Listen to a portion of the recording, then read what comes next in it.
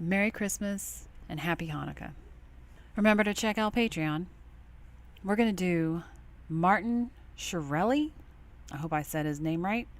The pharmaceutical guy who raised his drug price 5,000%. Interviewed by Tucker Carlson. Let's get started. You're one of the most hated. It's hard to know who's the most hated man in America, but you're definitely... Tucker Carlson, we're going to do a whole lot of the in-between lingo between these two. Because it works really good. You've got Martin, his arms up. He's got a barrier between him and Tucker. He's portraying receptiveness. He's got a smile on. He's sitting very straight. He's got his other arm down. He's very confident. He is showing no insecurity, and he's portraying that very well. Tucker Carlson, he is inclined towards Martin. He's got his arms open. He's reaching a hand out. He's, pretty much offering, I want to have a sit-down interview. This is not an attack from the get-go. Up there. Yeah, no. You know what I mean? And I'd give you the crown, but I don't have the poll here. So typically when people are under assault in the press, they go through a... Now that kind of relaxes him. He still has the barrier up. His arm comes across, and he leans, but he's leaning at an angle of attention. Okay, I'm going to listen to you. I'm going to relax a little, but he's not letting go of his assertiveness. now familiar series of public confessions. They go on Ellen and cry. They go on Dancing with the Stars, humiliate or just themselves. hide. Or hide, exactly. Move to Barbados. You've gone onto Twitter and just gone like crazy. So election. Now he laughs at that. He has not changed in his position, but Tucker is really trying to get his guests to really open up and relax, which is the sign of a really good interviewer, because the more relaxed you can get your interviewee to be, the better you're going to get the interview to be. They'll answer questions, they'll be more honest, and they can't hide as much. I can't even read some of these because they're too over the top, but election night you tweeted this to Hillary Clinton. I've always hated you, you stupid blank. Time to close the Clinton Foundation. No more influence to peddle, Hillary Clinton. He reads that to him, and most people, if it's against other powerful people that they've said something on, they talk about keyboard warriors. Keyboard warriors are all fine and really assertive and masculine, or really just, they're all there in a bag of chips behind a computer screen. But you start confronting them with the things they've said or done online to their face, and they start to cower down and become very submissive and shameful. And what we see out of Martin over here, he's like, yeah, I said it. I thought it was pretty funny. You go on, you attack celebrities, Britney Spears you attack, and then, I could just go on and on and on. Bernie Sanders, you're a loser who doesn't understand economics or business. Keep my name out of your mouth. Take your communism to a country that wants it. Well, that's what happened, right? I mean, this country rejected socialist. He's got his both arms together now. He took the barrier down here, but now it's just around his body. He's starting to relax. And then you look over here to Tucker, and he got his hands in like a prayer or a handshake. This is a friendly conversation. He's portraying to him, I've got my hands in a handshake, friendly conversation, not aggressive. It's very loose, tender kind of hand holding. We're going to have friendly conversation. Loosen up with me. I'm not going to attack you. And then we see, of course, Martin in the position that he's starting to take. You can watch his body as his barrier is taken down. And communist policies. Well, sure, but your strategy has been to, rather than pull back, just to bull forward. I look at our president-elect. Being honest and authentic, even if it's imperfect, is something that Americans like. I could have easily done all of the, we hired consultants for millions of dollars that'll tell me the right way to look and the right way to act in front of news cameras. But at the end of the day, I can only be myself. And that's why I think one of the reasons why Donald Trump is our president-elect. Did anybody... He's got a very confident thing. He keeps looking up. He's a very visual thinker. That's not a bad thing. Usually the best thinkers are if they can visualize it. Now, he's got the barrier back up as he talks. More than likely, in his mind, he's thinking, I don't want to get too comfortable. He's already noticed how he's broken his barrier down. And so he puts his arm back up. Did you have any advisors say, you know what, if you really want to rehabilitate your image, go. And he's got his arms open to him, but he's not looking at him, which is what he's picking up. On Twitter and give the finger to Hillary Clinton. No one told me that. Okay, nobody did? No, but I think, speaking from the heart is something, again, you have someone like Hillary Clinton who's carefully trained, carefully manicured product to be consumed by our electorate, and she lost. And honesty trumps, I think, this sort of fake persona that, 90% of pharmaceutical CEOs have. Right. I think they sort of look and act the part, but the reality is they're 100 times worse than I am. So you were at the bottom of a media dog pile, a hate fest. It was like that short story, The Lottery. And of course, now his arms are even more open to him, trying to get him. And you see his body is again breaking down that barrier to Tucker. This arm is relaxed. It's not as straight, even though it's still there. His barrier against Tucker is breaking down. And of course, he's keeping his arms open, talking. Come on, we're having a conversation. Pulling him in. Were being stoned by the crowd. So I'm sympathetic to that. However, I have to say, in cases like yours, and in yours specifically, where you have someone who takes a product he did not create, added no apparent value to it, and then jacks the price up, it does seem like kind of a parasite move. Yeah, I mean, it's interesting. These big drug companies, they don't look at these drugs any more fondly than you look at the shoes in your closet that you haven't worn in 5 years and you're ready to throw away. They're old medicines that nobody cares about anymore, and they get passed around from company to company to company looking for a home for tender love and care. The reason they get passed around is because they're not Viagra, they're not Lipitor, they're not big sellers. These drugs sell almost nothing, and it costs millions of dollars to make a medicine. Now, thank you, video, for being weird. Even to make... Wow, that was a bad spot in the video. When we look at his face as he's talking about that, he's being very honest. This is how he sees the business. For one drug I bought, the company stopped making it because it wasn't worth it to them. Right. And the 300 patients that needed this drug to survive, they didn't have anybody that actually wanted to make the pill for them, just to stamp out a pill. And so we bought that drug. We raised it 20-fold. There was no media celebrity.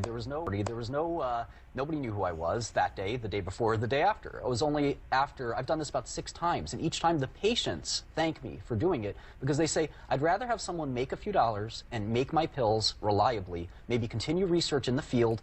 I'm looking at Tucker, and you see he's listening intently to his interviewee. His interviewee has inclined a little bit towards him. He's doing a please see it from my end type of body language. He's leaned in. He's talking with his hands. See, these are the facts. This is what I have to deal with. And Tucker is listening to him. That full eye contact. He's kind of frozen in his movement in his arms and hands, which is what you want to see when someone's listening to you. You want them to stop moving and actually pay attention to you. And so you got Martin, who's picking up on that. Okay, he's listening to me, great. So I can list out, and he's actually going to hear what I'm saying, not just hear what I'm saying and respond. They're hearing to hear. Give grants out, do the things that you need to do to be a drug company. Because when I have this rare disease, only a few hundred people have my illness. Right. I don't have the numbers of erectal dysfunction or cholesterol. I get that, but if you raise it 5,000%, it seems a bit like a hostage situation. It's still barely profitable, and if you look at the amount of... That was something I wanted you to see. Like a hostage situation. It's still barely profitable. Now, he is completely relaxed now at this little conversation he's having with Tucker. His barrier is down. All he has now is the gate. He's just being a gatekeeper as far as what he's saying. And that makes sense. And Tucker's got his hands on the desk, not in a gate, just there, an open swinging gate for information to flow in and out. And they both look like they're very inclined to each other. Just a very good interview and very good tactics for an interviewer. And if you look at the amount of people that have this illness and you add it all up, there are orphan drugs that are $500,000 a year, every year, forever. So you've got to pay a drug company $5 million to survive. That's a hostage situation. Our pill is $25,000 if you take it for the amount of time you're supposed to take it.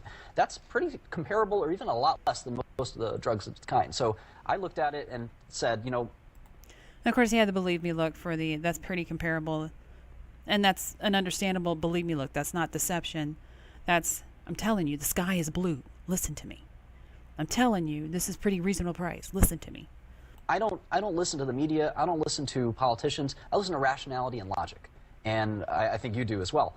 And I'm going to price this drug where it belongs, not where somebody tells me to, not where it's going to look bad or make me look good. And I'm going to serve these patients. And that's what I've done. So you're now facing criminal charges not related to this. That's right. So how did that happen? It's a good question. The Cliff Notes version. Yeah, no, I wish I had the Bill Clinton, Loretta Lynch friendship that apparently allowed him to talk to Hillary Clinton and Loretta Lynch and explain his situation before she was indicted. But unfortunately, I don't have that kind of pull. I think a lot of people feel my prosecution was politically motivated, and that these charges are very hard if you try to read what happened. It's very hard to understand. We don't even understand what exactly was done that was illegal. And I think that this case was only really brought after I was thrust in the media spotlight after the Dare Prim situation. Did the investigation begin before you became infamous? Oh, absolutely. Okay. But your contention is you never would have been indicted had it not been for the attention that Hillary brought to you by tweeting about you. Never is a strong word, but, prosecutors... Now, we saw him looking around there. Had it not been for the attention. Access one part, access another part. But realize the question that's coming is not, having him make something up. He's asking for opinions. So he's searching his brain in the different areas. And since he's such a visual thinker, this is where we're going to see it. Would it have happened had this not happened? That Hillary brought to you by tweeting about you. Never is a strong word, but, prosecutors, like any other politician, they become famous when they indict famous people. These prosecutors need a job at a law firm. They need to make $5 million working at a top law firm, the same way Preet Bharara could make $5 million if he became a partner at one of the law firms of this building. So you like Trump, I think. Sure. Seem to on Twitter anyway. But Trump is making a counter case, really kind of against yours. He did with Boeing the other day. He said, you know what, we want him to make money, but we don't want to make too much money. Yeah, and I don't want to make too much money either. The Turing is a company that's across the street from here, literally catty corner. Its profit margins are very thin. Pfizer raises the drug price of Viagra 13% last year. 13%. Okay. You're supposed to raise prices Not to brag, but I wouldn't know. Yeah. You're supposed to raise prices in line with inflation to combat, inflationary forces. That's why maybe your salary goes up 10% a year, but most people's salaries goes up 1 or 2% a year because it's supposed to keep pace with inflation. It doesn't make sense to me that Pfizer, who's going to make, $10–20 billion this year, needs to raise the price of Viagra 10%. I've got 100 people catty corner from here barely making ends meet. We're trying to make new drugs for rare diseases. We need the money. Boeing doesn't need the money. Pfizer doesn't need the money. I started Turing 2 years ago. And we're doing groundbreaking research in 5 or 6 different diseases. And I think it's okay for us to make a small profit. So you're cool with the government coming down on big companies and saying you're price gouging, but not on little companies or your company? I'm not cool with any communist price fixing. I think what Trump wants to do is pretty smart. He understands that pharma companies have been getting away with quite a nice gig, raising drug prices. And I think what he wants to do is encourage FDA to approve generics more quickly. Yes. And the FDA's done a very bad job of that. And I think that if he can figure that out, and I think he will, he seems to be on top of things, there'll be a lot more competition in the drug marketplace. Wouldn't that undercut your business? Sure. But, part of being a business person is taking advantage of the playing field like a football game. And if they're throwing a blitz, I'm gonna pass and vice versa. And the situation in the playfield was set up the way it was when I started my company. Yep. And I'm not permanently going to, I do drug research. If they're going to incentivize that would help me. So, it depends on the situation. Interesting. Martin, thanks for joining us. Thank you. You did not come with security. I just want our Well, there's Martin and Tucker together. Very intelligent young man. Very intelligent. Very smug. Kind of cocky. But very intelligent. And we saw he had a lot of eye movement as he spoke. And I tell you what, out of a lot of people that I've seen, and unfortunately we see a lot of criminals and deceptive people on here, and the eye movement and the difference of them is so much different. It just shows how much more of his brain he is using compared to the others that we've seen. I will be doing no videos the 25th, the 26th, the 27th, and the 28th. I will be back on the 29th. And I'll probably repeat this every video until then. If you liked it, leave a like. If you like the content, please subscribe. Thanks for watching.